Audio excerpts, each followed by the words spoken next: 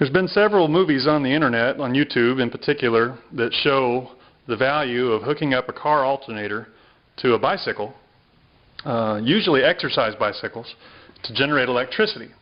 What I'm going to show you is how we've chosen to set up this mountain bike to a Delco Remy alternator, and how the switching is and the circuitry is put together, and then also something useful we can do with it. Today we're going to use a food processor, a 220 watt food processor, to chop some onions.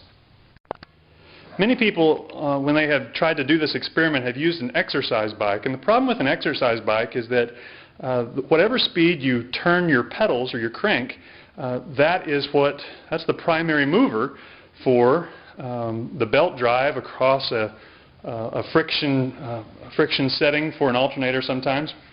But what I've been able to do here, this is a 21 speed bicycle, and so we've got it on a 4-to-1 rotation where every one turn of the pedals spins the tire 4 times, and then with the current pulley setup that I just pulled off of that Delco Remy alternator, I just kept the same pulley on there. That's a 10-to-1 ratio.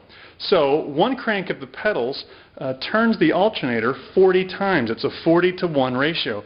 So you don't have to spin it very fast in order to get the alternator up to speed, up to that 2100 RPM or so, that it makes it quite easy to spin while it's under heavy load.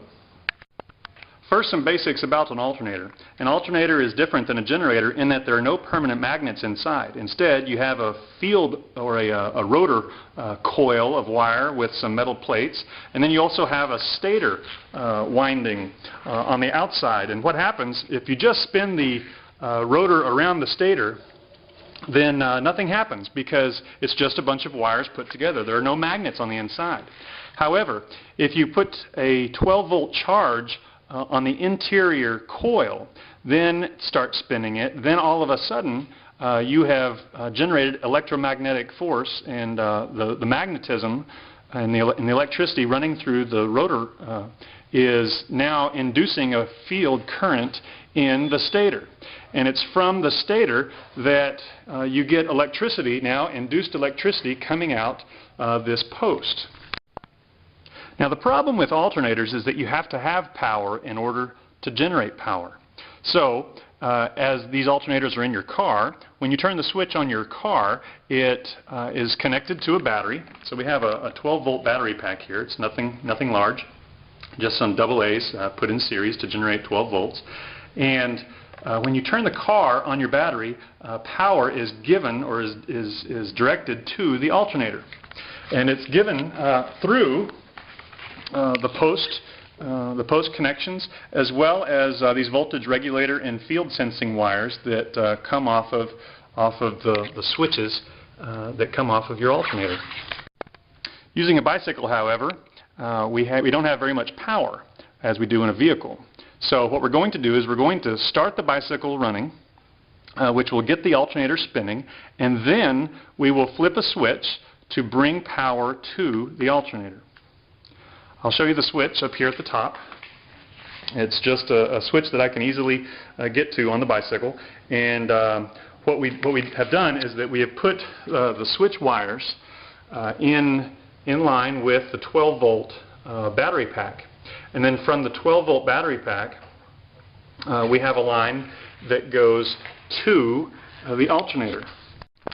And when I was doing research on the internet trying to find out how exactly to hook up this alternator, there wasn't much of a circuitry diagram, and I'm not about to draw one for you, but let me just show you what we have done to make this work.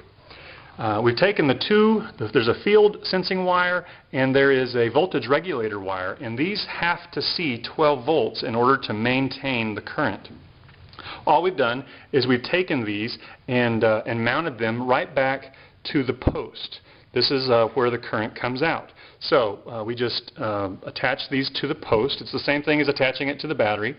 And then we also have the output wire, which is coming off of the post. This usually takes it right down to your battery. But the output wire we have hardwired into back of a power inverter. We're just using a 350 watt power inverter.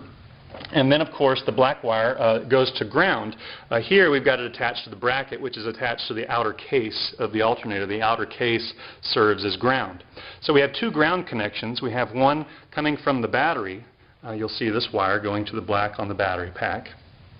And then we have the ground coming from the inverter going to the case of the alternator itself as well.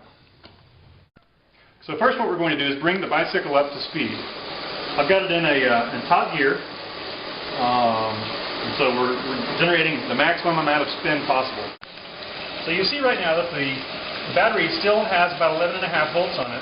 I'm about to flip the switch. Here we go. And you'll see now that we're generating 14.4, more or less, from the alternator. Okay, now what I didn't tell you is that once the process has started, I'm going to turn the switch off now.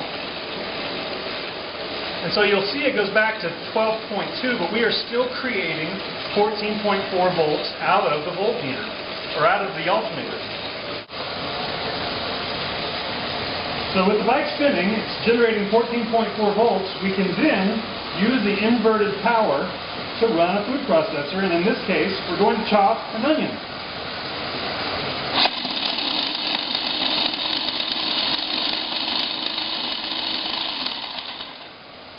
And there you have it.